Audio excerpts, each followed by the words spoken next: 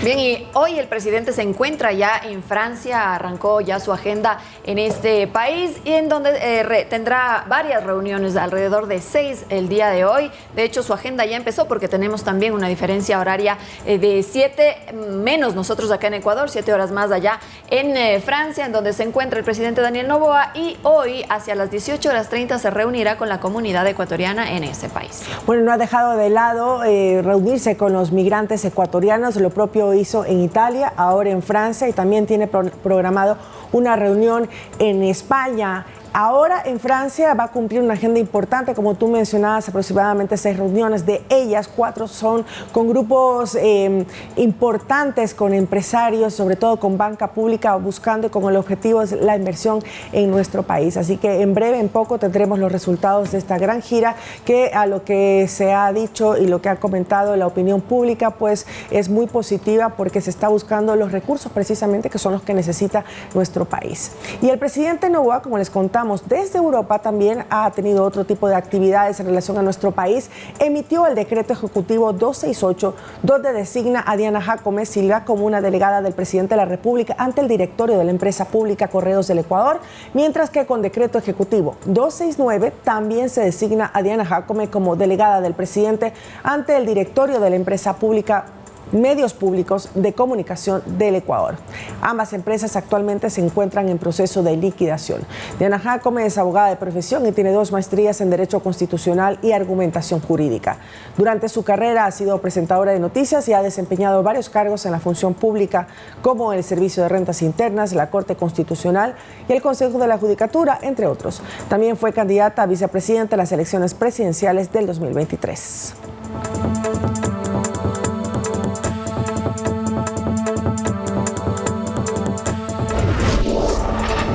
7:10 de la mañana, continuamos con más información. La ministra de Trabajo, Ivonne Núñez, aseguró que su cartera de Estado tiene prácticamente definido el valor a pagar por concepto de alimentación para policías en servicio activo, tal como lo dispuso el presidente Daniel Noboa en el decreto 267 que firmó desde Roma.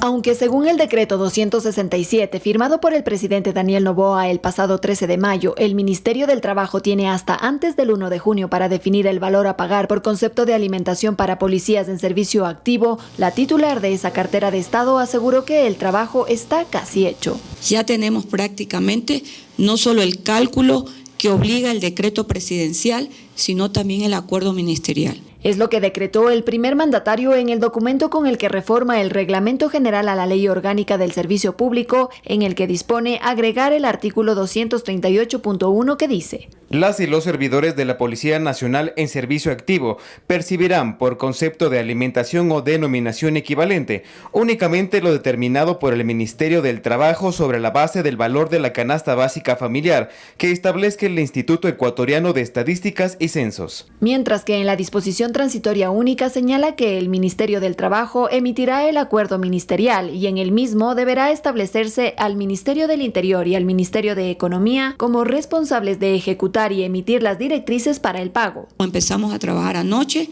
en el acuerdo ministerial emitido y publicado el día de ayer por el señor presidente en relación al lunch que debe ser mejorado para los policías del Ecuador. Actualmente el valor de la canasta básica está fijado en $800 por el INEC y según datos de la Policía Nacional, hasta el mes de abril Ecuador contaba con 50.000 efectivos en servicio activo que serían beneficiarios de este bono de alimentación. Miriam Zambrano, Noticias 7.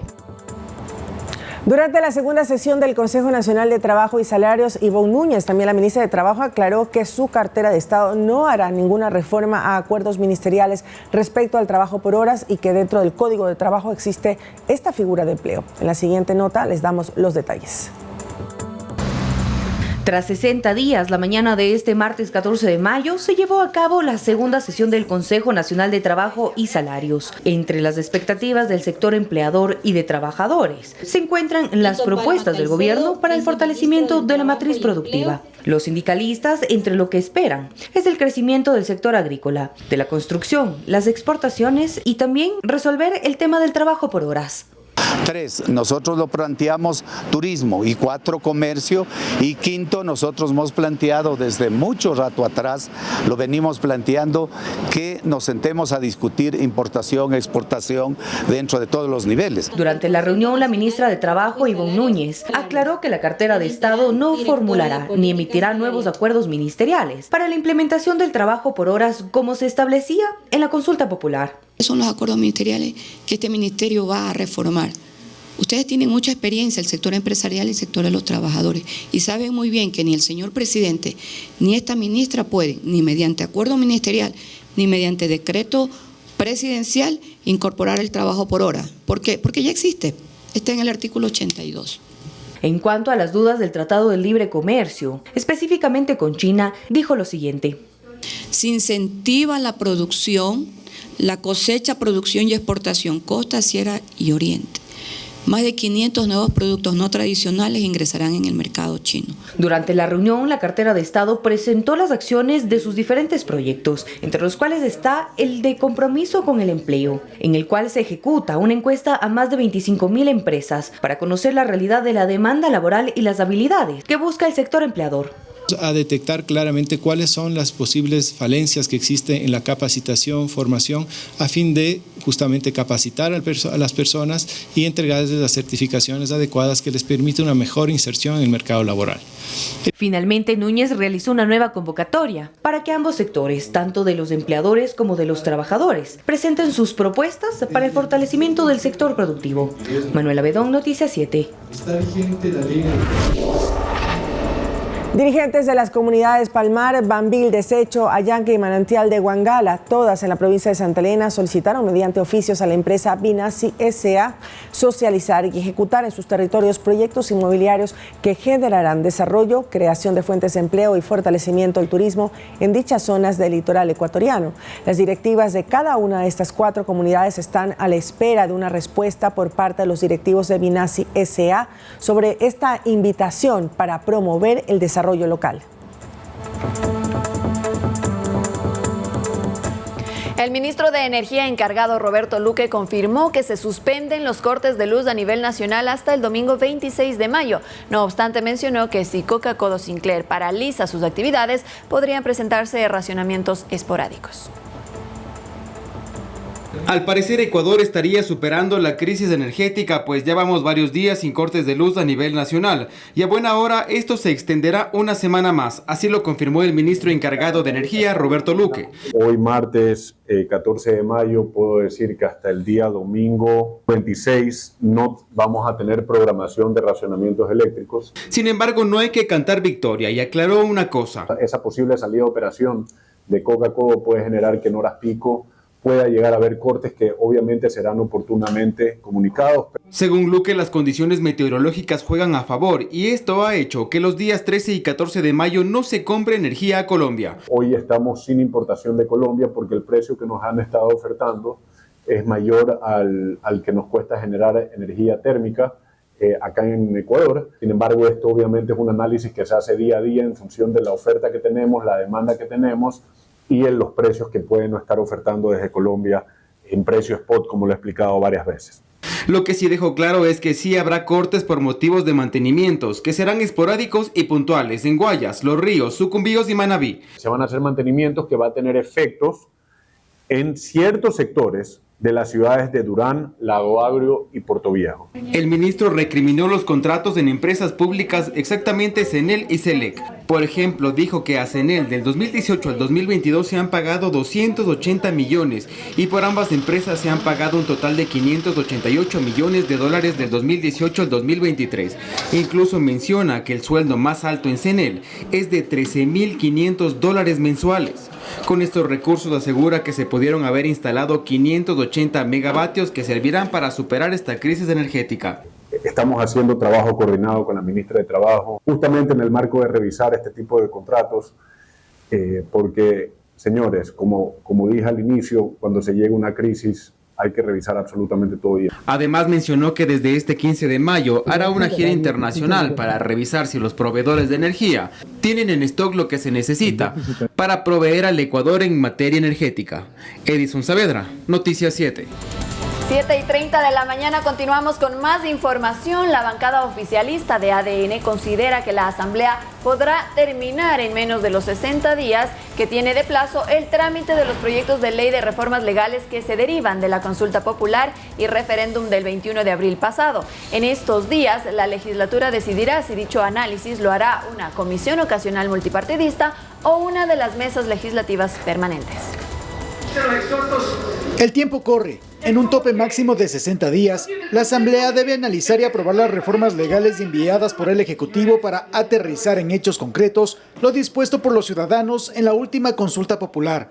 El primer paso en el Legislativo es determinar cómo se van a evacuar dichas reformas, sea por una comisión ocasional multipartidista o por una de las 15 comisiones permanentes. Esto se definirá a más tardar a inicios de la próxima semana.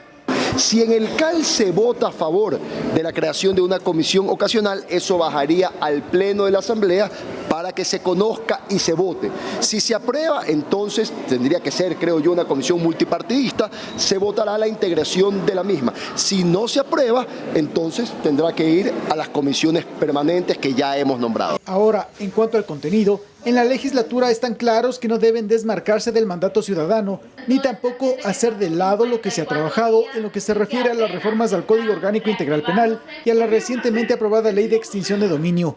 No descartan cotejar contenidos. De tal manera que entiendo que ahí lo que debemos hacer, todos los asambleístas precisamente, es hacer esa confrontación de los proyectos y obviamente hacer los matices necesarios para que tengamos lo más pronto posible una ley potente, unas reformas potentes para que las fiscales, jueces de este país tengan las herramientas jurídicas necesarias para que no queden impunes todos estos delitos, todo lo que tiene que ver con el terrorismo, la narcodelincuencia, que es el pan de cada día. Lo fundamental es trabajar estas reformas sin que haya lugar a vacíos legales. Es ir a tono tanto con los anexos de las preguntas que ganaron en el sí, como con aquello que la Corte Constitucional en su momento habilitó para que llegue a consulta. Especialmente en temas que son de gran interés ciudadano cuando se trata de combatir la corrupción y todo lo que de ello se deriva. Pero lo fundamental es que en tema de extensión de dominio hay que fortalecerlo para que todo lo que venga del crimen organizado, lo que salga de actividades ilícitas pueda pasar de manera directa a control del Estado. Eso estamos totalmente de acuerdo. Según estimaciones de legisladores del oficialismo, estas reformas podrían estar listas en un tiempo máximo de 45 días. Javier Ceballos, Noticias 7. En la Asamblea se analiza imponer una sanción a la presidenta de la Comisión de Fiscalización, Pamela Aguirre, quien abrió la puerta para que Ronnie A., uno de los procesados en el caso Metástasis y quien se encuentra prófugo, intervenga virtualmente durante una comparecencia donde se abordaban temas de investigación y casos de corrupción. Y es el mismo presidente de la Asamblea, Henry Krofle, quien cree que no es un tema menor la manera en cómo la presidenta de la Comisión de Fiscalización, la legisladora del correísmo, Pamela Aguirre, condujo una sesión donde intentó intervenir Ronnie A., uno de los procesados en el caso Metástasis y quien fue legislador de la Revolución Ciudadana. ¿Qué ha pasado el día de ayer en la Comisión de Fiscalización? Ha saltado una alarma, estamos estudiando el tema para después discutirlo en el Consejo de Administración Legislativa. Para representantes de bancadas legislativas, hay que sentar un precedente para que la Asamblea no se convierta en objetivo del descrédito público con situaciones como estas, donde se prioriza la vendetta antes que procesos legislativos de control y fiscalización serios. Donde ha habido una complicidad y se demuestra que la Revolución Ciudadana a través de la presidenta de Fiscalización ha estado confabulada con un perseguido por la justicia, con un prontuariado. Y la Asamblea tiene que cuidar algo. Un legítimo proceso de fiscalización no puede convertirse en un proceso de fiscalización de circo. Y es en los propios integrantes de la Comisión de Fiscalización que causó malestar el manejo que tuvo la sesión de la mesa legislativa de este lunes. Bueno, no hay que ser muy técnico para darse cuenta que lo que querían es generar un careo entre el compareciente, el invitado, la comisión general o el que ha pedido la comisión, que es un señor que está prófugo de la justicia. El Consejo de Administración Legislativa CAL tendrá la última palabra al determinar si hubo alguna infracción y si Pamela Aguirre debe ser sancionada o no. Javier Ceballos, Noticias 7. Quiero informar a la ciudadanía El asambleísta del correísmo por Zamora Chinchipe, Héctor Valladares, presentó una nueva solicitud de juicio político en contra de la fiscal Diana Salazar por la causal de incumplimiento de funciones, específicamente por el encubrimiento de posibles casos de lavado de activos y, por otro lado, de inacción en el caso Capaco por presunto lavado de activos, donde es procesado Carlos Pareja C. Esta solicitud será analizada por el Consejo de Administración Legislativa sobre la base de un informe de la Unidad Técnica Legislativa acerca del cumplimiento de requisitos. Si pasa a trámite del CAL, este órgano parlamentario decidirá si los argumentos planteados por Valladares se añaden a los de la legisladora de la Revolución Ciudadana Gisela Garzón, quien planteó inicialmente esta interpelación en contra de Salazar en noviembre del año anterior por incumplimiento de funciones también.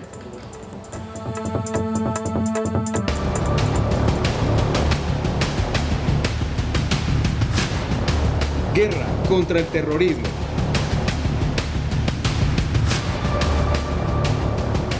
Integrantes del Grupo de Operaciones Especiales de la Policía Nacional detuvieron en el cantón 24 de Mayo, en la provincia de Manabí, a varios sujetos quienes estarían y serían integrantes de un grupo criminal quienes pretendían atentar contra la vida del alcalde de Puerto Viejo, Javier Pincay. En una vivienda allanada, los policías de élite hallaron municiones, fusiles y fotografías de quién sería su objetivo. Al conocer este hecho, el burgomaestre portovejense agradeció a la policía por truncar este atentado en su contra. Estoy seguro que su voluntad y el gran trabajo de inteligencia de la Policía Nacional han logrado evitar un nuevo atentado contra mi vida. Aquí hay un alcalde que trabaja de forma honesta por Puerto Viejo, con valores y principios que solo responde a su pueblo. Aún no logro entender las razones de este presunto atentado.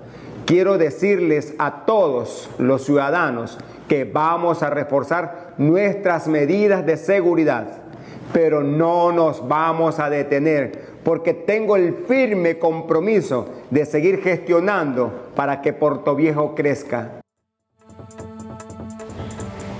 Diversos operativos de control efectúan las Fuerzas Armadas para frenar el contrabando de combustible en el país. En la última semana se identificaron 2 puntos de almacenamiento clandestino en Sucumbíos y Tungurahua.